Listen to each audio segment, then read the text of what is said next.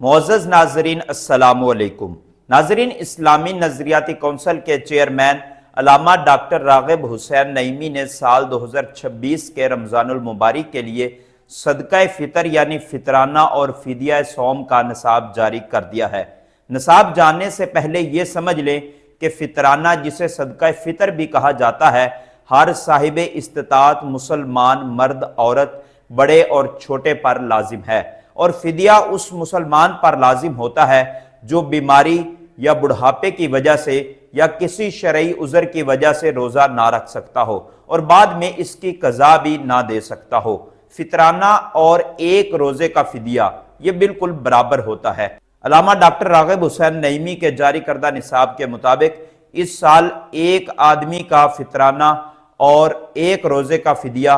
گندم کے حساب سے 300 روپے ادا کرنا ہوگا، جو کے حساب سے ایک آدمی کا فطرانہ اور ایک روزے کا فدیہ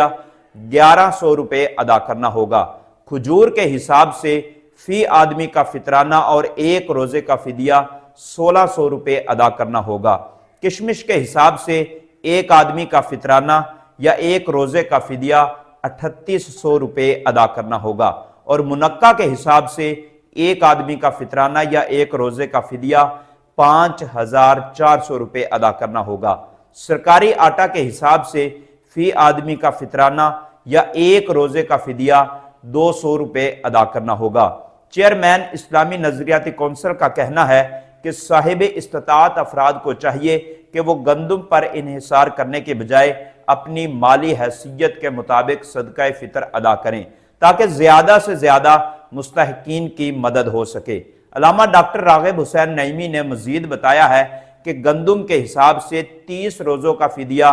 9000 روپے ادا کیا جائے گا، جو کے حساب سے 30 روزوں کا فدیہ